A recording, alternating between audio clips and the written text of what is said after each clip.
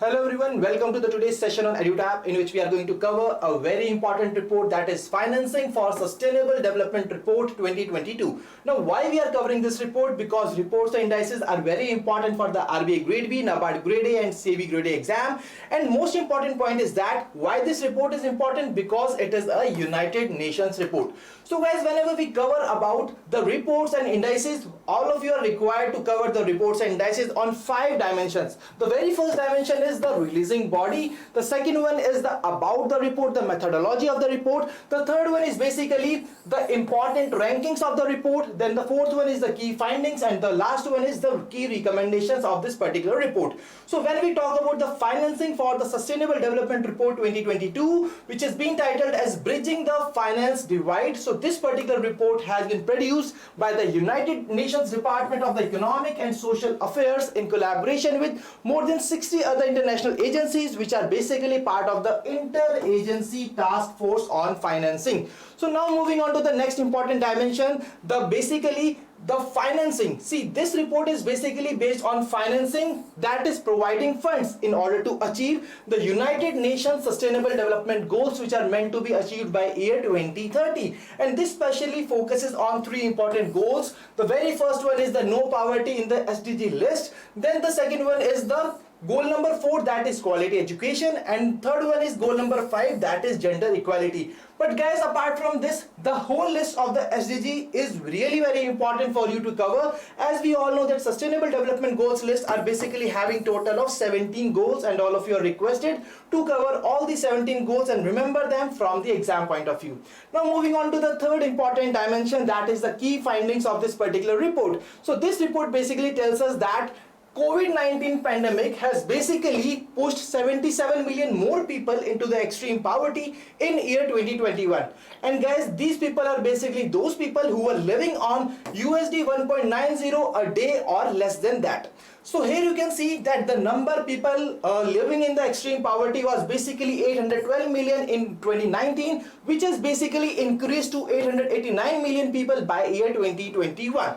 So the next important point from here that you are required to note down is that as per the report, 20% developing countries GDP per capita will not return to the pre-COVID level, that is the 2019 levels, by the end of year 2023. And apart from this, this report also tells us that many developing countries can't recover because of the crippling cost of the debt repayments. So here you can see that as per the report, the 14% of the poorest countries, see, the 14% of the countries are basically investing their revenues for the interest on their debts.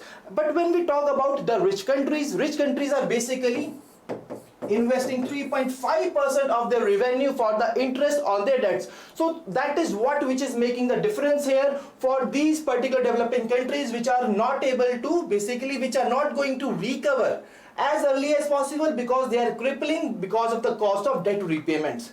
Apart from that, this particular report also says that there are a total of 1.7 billion people who are facing the exposure to the spiking food, energy and fertilizer cost. And what is the reason behind that? The reason behind that is the Russia-Ukraine war. So basically Russia-Ukraine war, due to this particular reason, 1.7 billion people are facing the exposure to the high food prices, to the renewed supply chain disruptions, to the higher inflation, as well as increased volatility in the financial markets. So guys, now let's move on to the next important dimensions, that is the key recommendations of this particular report. The very first thing is about speeding up the debt relief for these particular countries. That means financing the gaps and raising the debt risk. This should be urgently addressed for these particular countries. The next important point is the financing flows. See, this must be aligned with the Sustainable Development Goals, which we have already discussed in our session. The third important recommendation of the report is basically enhancing the transparency and a more complete information ecosystem, so that the laws can be framed and the laws can be implemented more properly. So guys, these are basically the key recommendations of this particular report. Now before moving on to the practice question, I would like to tell you about the blast from the past, that is the previous year question, in which you can see here that a question was being asked in the 2019 exam from the United Nations Multidimensional Poverty Index report, which basically asked that what is the number of people which India has lifted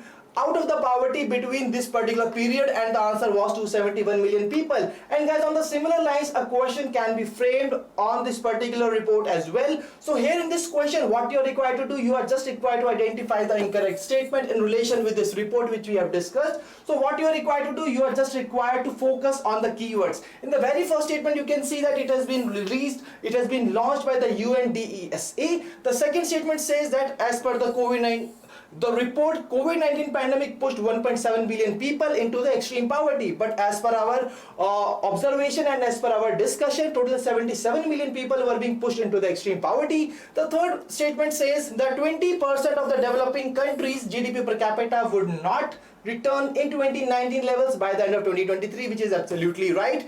The option number D says 77 million people are faced with the exposure to the spiking foods. So guys, as per our discussion, you can see that option number B and D are basically incorrect, and here you can see that these values have been interchanged here. That means the option B will be corrected when the 1.7 billion will be replaced by 77 million, and option D will be corrected when 77 million will be replaced by 1.7 billion. So hence the right answer will be option E, that is both option B and D are correct. So guys, that's how you can see that how a question can be framed from this particular report, a question which can come in the exam. Now moving on to the homework question from the previous session. So basically a question was basically on the WHO Global Center for Traditional Medicine, which has been the foundation for which has been recently laid in Jamnagar, Gujarat, option E, which is the right answer to the question. And here is the long list of the people here who are the star performers, basically the people who have answered the homework question correctly in the previous session. And guys, if you also want your name to be mentioned here in the upcoming session, then there is a question for all of you in which you are required to tell me that which organization has recently organized a national level workshop on innovative agriculture in New Delhi. So please answer the question and I will be answering, and I will be giving out your names as a star performer in the upcoming session. And guys, still if you have not subscribed to our YouTube channel, then kindly subscribe it and press the bell icon to receive all the latest updates of the courses and videos offered by us. And you can also join our Telegram channel to get the access to the PDF of the sessions. To join the Telegram channel, kindly click on the link given in the description below. So guys, that was all from the today's session. I really believe that this report is very much clear to all of you. If you are still having any queries, you can drop us a mail at hello@edutap.co.in. You can also call us at 8146207241, and do not forget to give your views on the session as well in the comment section below. So thank you for joining us. Wish you all happy learning.